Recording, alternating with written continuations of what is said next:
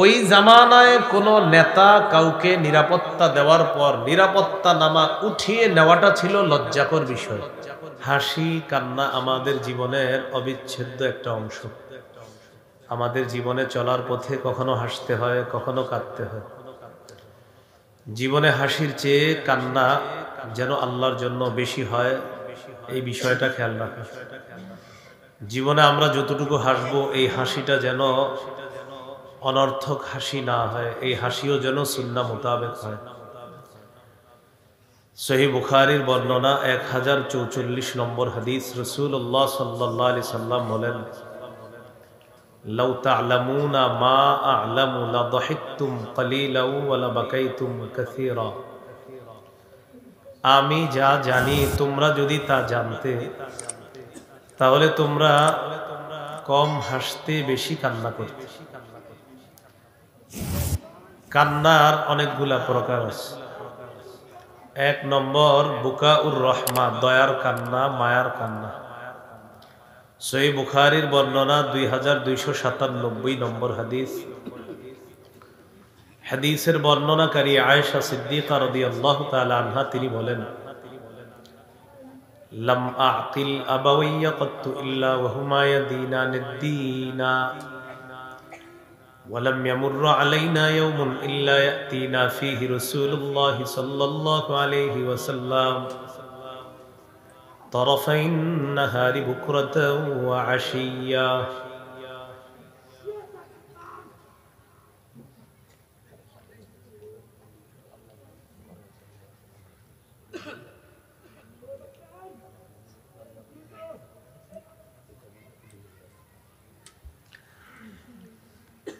তো আয়েশা সিদ্দিকা রাদিয়াল্লাহু তাআলা আনহার বর্ণনা, তিনি বলেন, আমার জ্ঞান বুদ্ধি হওয়ার পর এমন কোনো দিন নাই যে আমি আমার পিতা মাতা যারা আছে তাদেরকে দ্বীনের মধ্যে পাই নাই, এমনটা হয় নাই। আমি জ্ঞান বুদ্ধি হওয়ার পর দেখেছি আমার বাবা মা দুজন ধর্ম পালন করে। আমাদের জীবনে এমন কোনো দিন অতিবাহিত হয় নাই যেই দিনে 2 বেলা সকাল সন্ধ্যা নবী আমাদের বাসায় আসেননি, এমনটা হয়নি। প্রতিদিন সকালে এবং সন্ধ্যায় 2 বার রাসূল সাল্লাল্লাহু আলাইহি সাল্লাম আমাদের বাসায় আসতেন।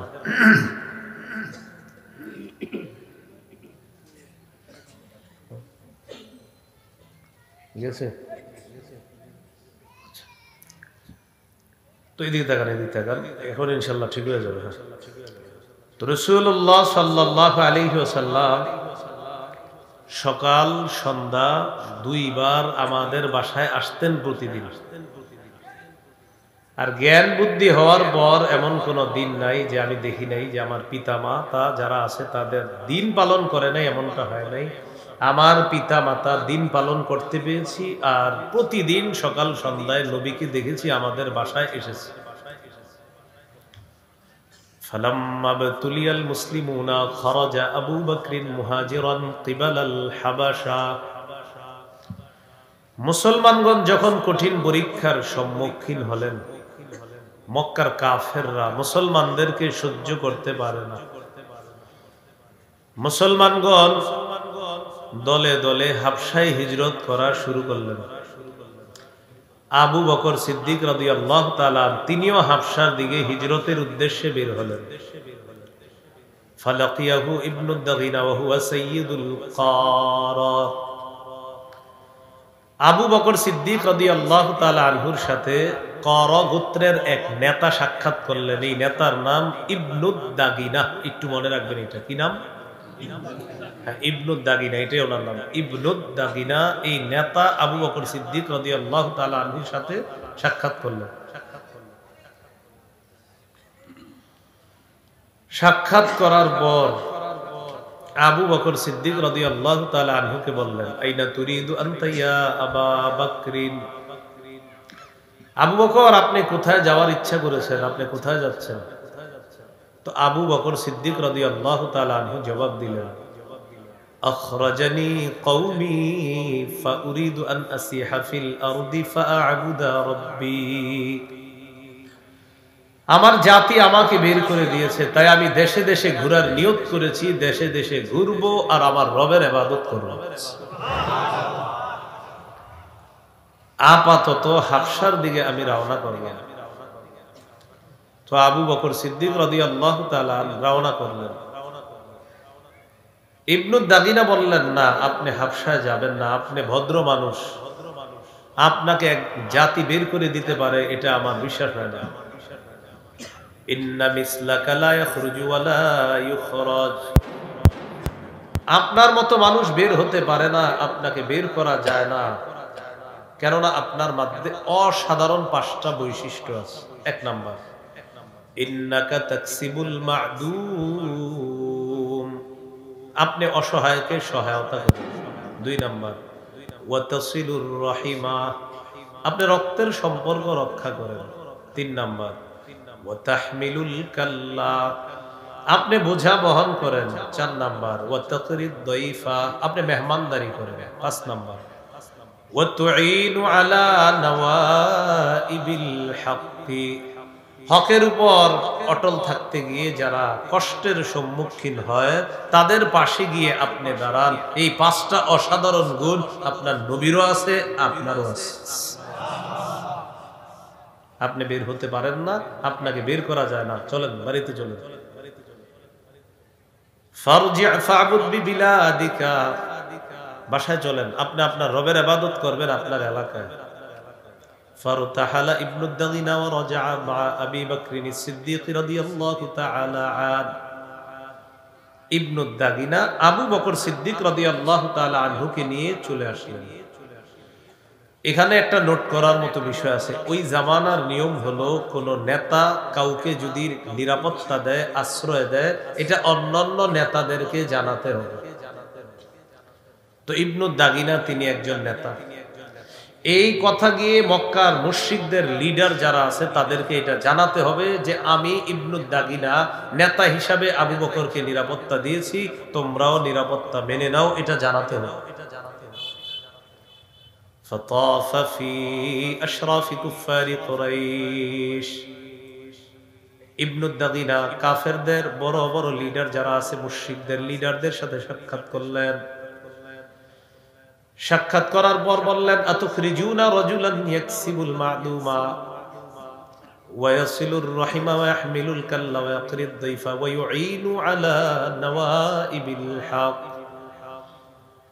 এমন একজন মানুষকে তোমরা কিভাবে বের করে দাও যে মানুষটা অন্যকে সহযোগিতা করে, যে মানুষটা রক্তের সম্পর্ক রক্ষা করে, যে মানুষটা মেহমানদারি করে, অন্যের বোঝা বহন করে, সত্যের উপর অটল থাকতে গিয়ে যারা কষ্টে পতিত হয় তাদের সহযোগিতা যেই মানুষটা করে, এই মানুষটাকে কিভাবে বের করে দাও। ইন্না আবা বকরিন লা ইয়াখরুজু মিসলুহু ওয়া লা ইউখরাজু, আবু বকর এমন মানুষ, সে বের হতে পারে না, তাকে বের করা যায় না। আমি করা গোত্রের নেতা হিসাবে আবু বকরকে নিরাপত্তা দিলাম, তোমরাও আমার নিরাপত্তাটা মেনে নাও, ডিস্টার্ব করবা না, এটা নেতাদেরকে বলে দিলাম। ফাআনফাযাত কুরাইশুন জিওয়ারা ইবনি দাগিনা ওয়া আমানু আবা বকরিন, কুরাইশ নেতারা ইবনু দাগিনা নামক নেতা আবু বকরকে যে নিরাপত্তা দিয়েছে এই নিরাপত্তাটা মেনে নিল, আর আবু বকর সিদ্দিককে নিরাপত্তা দেওয়ার ব্যাপারে তারা সম্মতি প্রকাশ করল। তবে শর্ত আছে, শর্তের জায়গাগুলো একটু মনে রাখবেন। وقالوا لابن الدغنا مر أبا بكر فليعبد ربه فليصلي وليقرأ ما شاء ولا يستعلن بالصلاة ولا القراءة ولا يؤذنا بذلك। ইবনু দাগিনা আবু বকরকে শর্ত দিবা, আবু বকরকে তুমি গিয়ে বলো সে ইবাদত করবে ঘরে, সে নামাজ পড়বে ঘরে, সে কোরআন তেলাওয়াত করবে ঘরে, এগুলো 3টা। 4, সে প্রকাশ্যে নামাজ পড়বে না, প্রকাশ্যে কোরআন তেলাওয়াত করবে না। এই 4 শর্ত যদি মানে তাহলে আমরাও মেনে নিলাম, তোমার নিরাপত্তাটা আমরা সমর্থন জানালাম। এই বিষয়টা মনে রাখি, নিরাপত্তা মানছে, শর্ত আছে। ইবাদত ঘরে, নামাজ ঘরে, প্রকাশ্যে পড়তে পারবে না, কোরআন তেলাওয়াত প্রকাশ্যে করতে পারবে না, এটা বলে দিল। কাফেররা কেন প্রকাশ্যে করতে নিষেধ করলো এটা একটু মন দিয়ে শুনে। মুশরিকরা বলে ইন্না খাশিনা আন ইয়াফতিনা আবনাআনা ওয়া নিসাআনা। আবু বকর নরম প্রকৃতির মানুষ, আবু বকর যদি প্রকাশ্যে কোরআন তেলাওয়াত করে, প্রকাশ্যে নামাজ পড়ে, আমাদের ভয় হয়। আমাদের স্ত্রীরা, আমাদের কন্যারা, আমাদের সন্তানরা আবু বকর সিদ্দিকের কাছে গিয়ে ভিড় জমাবে আর তারা ইসলামের প্রতি আকৃষ্ট হয়ে যাবে। তো এই জন্য আমাদের টেনশন আছে, তুমি বুইলা দেবে। তো ইবনুদ দাগিনা, ইবনুদ দাগিনাটা এটা ইতিহাসের একটা বিখ্যাত নাম, এটা একটু নোট করার মতো বিষয়। ইবনুদ দাগিনা, ইবনুদ দাগিনা আসার পর বললেন আবু বকর শর্ত তো মেনে নিয়েছে, আমার নিরাপত্তা দেওয়া মেনে নিয়েছে তারা, আমি যে আপনাকে নিরাপত্তা দিয়েছি নেতা হিসেবে তারা মানছে, তবে শর্ত হলো আপনি ঘরে নামাজ পড়বেন, ঘরে ইবাদত করবেন, ঘরে তেলাওয়াত করবেন, প্রকাশ্যে নামাজ পড়বেন না, প্রকাশ্যে তেলাওয়াত করবেন না, এটা শর্ত দিছে। আবু বকর সিদ্দিক তাদের শর্ত মেনে নিলেন।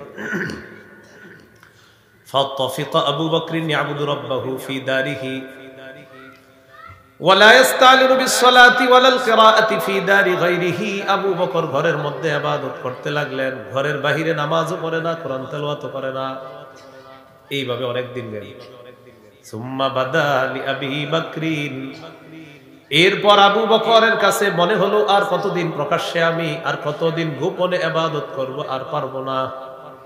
আমার রবের একত্ববাদ এটা আমি প্রকাশ্যে করব, আমার রবের ইবাদত প্রকাশ্যে করব, আর গোপনে ইবাদত করতে পারবো না, এটা তার মনে হলো। ফাবতানা মাসজিদান বিফিনাই দারিহি, আবু বকর সিদ্দিক প্রকাশ্যে ইবাদত করার জন্য ঘরের আঙিনায়, বাড়ির আঙিনায় ছোট একটা মসজিদ বানাইলেন। সুবহানাল্লাহ, ছোট্ট একটা মসজিদ, কারণ কাবা চত্বরে প্রকাশ্যে ইবাদত করতে পারবে না। কথা বুঝতেছেন তো সবাই? আচ্ছা, তো মসজিদ বানানোর পর ফাবারাজা ফাকানা ইউসাল্লি ফিহি ওয়া ইস্তালিনু বিল কিরাআতি ওয়াস সালাহ, প্রকাশ্যে নামাজ, প্রকাশ্যে কোরআন তেলাওয়াত করা শুরু করলেন। কাফেরদের ধারণা সঠিক হয়ে গেল। ফায়াতাকাসসাফু আলাইহি নিসাউল মুশরিকিনা ওয়া আবনাউহুম। আবু বকর সিদ্দিক প্রকাশ্যে যখন নামাজ পড়া শুরু করলেন, কোরআন তেলাওয়াত করা শুরু করলেন, কাফেরদের স্ত্রীরা, তাদের কন্যারা, তাদের সন্তানরা দলে দলে আবু বকর সিদ্দিকের কাছে গিয়ে ভিড় জমানো শুরু করে দেয়। ফাআফযাআ যালিকা কুফার কুরাইশ, কুরাইশদের নেতাদেরকে বিষয়টা ভাবিয়ে তুললো যে এটা কোনো কথা। এবার ওলামায়ে হযরতরা বলবেন না, দেখি আপনারা মন দিয়ে শুনছেন কিনা বয়ান। ফাআরসালু ইবনুদ দাগিনা, তাহলে বুঝবো বয়ান বুঝতেছেন।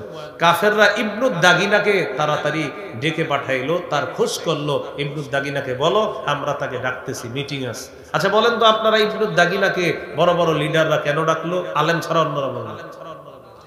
মাশাআল্লাহ মাশাআল্লাহ, এই তো ওয়াজ বুঝে আসতেছে, এর মানে বুখারীর হাদিস বুঝে ফেলতেছে। বলেন আলহামদুলিল্লাহ। আমি কিন্তু এগুলাই ছাত্রদেরকে বলি, আপনাদেরকে যা বলতেছি। তো ইবনুদ দাগিনাকে তারা তালাশ করলো, তারা ডাকো কেন? শর্ত দিলাম তো, শর্ত পূরণ হলো না। এখন ইবনুদ দাগিনা যেহেতু নিরাপত্তা দিয়েছে, আমরা তার সাথে কিছু কথা আসছে। আসার পর বলল, তুমি কি শর্তে নিরাপত্তা দিলা? আর আবু বকর তো শর্ত পূরণ করছে না। আমরা যা ভেবেছিলাম সেটাই হলো। তুমি জানো সে প্রকাশ্যে নামাজ পড়া শুরু করছে, তেলাওয়াত করা শুরু করছে, আমাদের বউ কন্যা ছেলে মেয়ে সব গিয়ে তার কাছে গিয়ে ভিড় জমায়, আর তার কান্না দেখা এরা আশ্চর্য হয়ে তার দিকে তাকায়। وكان أبو بكر رجلا بكاء لا يملك دمعه حين يقرأ القرآن। আবু বকর যখন কোরআন তেলাওয়াত করতেন তখন তিনি তার চোখের পানি সংবরণ করতে পারতেন না। কাফের মুশরিকরা বলে, আবু বকরের কান্না দেখে আমাদের সন্তানরা, আমাদের বিবিরা না জানি তার প্রতি আকৃষ্ট হয়ে যায়। তুমি আবু বকরের কাছে যাও, যাওয়ার পর বলবা, ইন আহাব্বা আন ইয়াক্তাসিরা আলা আন ইয়াবুদা রাব্বাহু ফাআলা ওয়া ইন আবা ইল্লা আন ইউলিনা বিহি। দুইটা অপশন। হয়তো আবু বকর আগে মতো ঘরে ইবাদত করবে, অন্যথায় সে যদি প্রকাশ্যে ইবাদত করে তাহলে কিন্তু শর্ত আর থাকলো না, আমরা তার নিরাপত্তা নামাটা আর রাখতে পারবো না। এখন আমরাও চাই না তুমি তোমার নিরাপত্তা নামা উঠিয়ে তুমি আরববাসীর কাছে লজ্জিত হও, এটাও আমরা চাই না। এখন এই জায়গাটা কেন বললাম আরববাসীর কাছে লজ্জিত হও, একটু বুঝেন। ওই জামানায় কোন নেতা কাউকে নিরাপত্তা দেওয়ার পর নিরাপত্তা নামা উঠিয়ে নেওয়াটা ছিল লজ্জাকর বিষয়। আরবের লোকেরা বলা বলি করতো, ছি ছি, একটা মানুষকে নিরাপত্তা দিয়ে আবার উঠিয়ে নেয়, এটা কেমন কথা। তো এই জন্য আমরা চাই না তুমি নিরাপত্তা নামা উঠিয়ে নিবা, বরং এক কাজ করবা, আবু বকরকে বলবা হয় ঘরে ইবাদত করবে, না হয় নিরাপত্তা নামা যেন সে ফিরিয়ে দেয় তোমাকে, তুমি ফিরিয়ে নেও না, সে যেন ফিরিয়ে দেয়। তাহলে তোমার আর লজ্জাও থাকলো না, কারো কাছে লজ্জিত হতে হবে না। ইবনু দাগিনা আবু বকর সিদ্দিকের কাছে আসছে। এবার একটু রেডি হন, ঈমান তাজা হওয়া জবাব কাকে বলে দেখাও। আবু বকর সিদ্দিক রাদিয়াল্লাহু তাআলা আনহুর কাছে আসছে। আসার পর বলে, আবু বকর, শর্ত ছিল আপনি ঘরে ইবাদত করবেন, শর্ত পূরণে আপনি ব্যর্থ হয়েছেন, আপনি শর্ত পূরণ করতে পারছেন না, প্রকাশ্যে ইবাদত করেন, মক্কার লিডাররা এটা মেনে নিতে পারছে না। হয়তো আপনি আগের মতো ঘরে ইবাদত করবেন, অন্যথায় আপনি আপনার যে নিরাপত্তা নামাটা আমাকে আপনি ফিরিয়ে দেন, কারণ আমি নিরাপত্তা নামা উঠিয়ে লজ্জিত হতে চাই না। আরবের লোকেরা বলবে, কিভাবে একটা নিরপরাধ মানুষকে নিরাপত্তা দেওয়ার পর আবার উঠিয়ে নেয়, এই কথা আমি সহ্য করতে পারবো না। আবু বকর বললেন, তাহলে কি করতে হবে বলো। ইবনু দাগিরা বললেন, হয়তো ঘরে ইবাদত করবেন, না হয় নিরাপত্তা নামা ফিরিয়ে দেন। আবু বকর সিদ্দিক বললেন, ইন্নী আরুদ্দু ইলাইকা জিওয়ারাকা ওয়া আরদা বিজিওয়ারিল্লাহ। আমি তোমার নিরাপত্তা নামা এই মুহূর্তে ফিরিয়ে দিলাম, আমি আল্লাহর নিরাপত্তায় খুশি আছি। তোমার নিরাপত্তা দরকার নেই, রবের ইবাদত প্রকাশ্যে করি, রব নিরাপত্তা দিবে আমাকে। এটা হইল মুমিনদের ঈমান চেতনাদায়ক কথা, ঈমান তাজা করার কথা। মুমিন কখনো কোনো মানুষের নিরাপত্তা প্রত্যাশী না, মুমিন তো আল্লাহর নিরাপত্তায় বিশ্বাসী।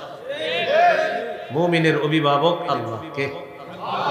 সূরা বাকারা 257 নম্বর আয়াতে আল্লাহ বলেন, আল্লাহু ওয়ালিয়ুল্লাযীনা আমানু, যারা ঈমানদার তাদের অভিভাবক হলেন আল্লাহ। আমাদের অভিভাবক কে? আল্লাহ। তো আবু বকর সিদ্দিক রাদিয়াল্লাহু তাআলা প্রকাশ্যে ইবাদত করা শুরু করলেন। একদিন নবী বললেন, উরিতু দারা হিজরাতিকুম, আমাকে স্বপ্নে দেখানো হয়েছে তোমাদের হিজরতের জায়গাটা। রাআইতু সাবখাতান দার নাখলিন বাইনা লাবাতাইন, আমি স্বপ্নে দেখলাম খেজুর গাছ বেষ্টিত একটা এলাকা, দুই এলাকার মাঝে খেজুর গাছ বেষ্টিত একটা এলাকা। এর মানে তোমাদের হিজরতের জায়গাটা আমাকে দেখানো হয়েছে, সেই জায়গাটা অন্য কোনো জায়গা নয়, সেটাই হলো মদিনা। হিজরতের জায়গা কোথায়? সাহাবায়ে কেরাম যারা আবিসিনিয়া বা হাবশার দিকে হিজরত করার উদ্দেশ্যে বের হয়েছিলেন, তারা নিয়ত পাল্টায়া মদিনার দিকে হিজরত করার উদ্দেশ্যে রওনা করলেন। আবু বকর সিদ্দিক হিজরত করবে মদিনায়। নবীজি বললেন, আবু বকর তুমি থামো, তুমি এখনই হিজরত করবা না, আমার মনে হচ্ছে আল্লাহ আমাকে হিজরতের হুকুম করবে, আমাকে যখন আদেশ করবে, আমি যখন হিজরতের উদ্দেশ্যে রওনা করব মদিনার দিকে, তুমি হবা আমার হিজরতের সাথী। তখন থেকে তিনি দুইটা বাহন লালন পালন করতে লাগলেন। 4 মাস বাবলা গাছের পাতা খাওয়াইলেন।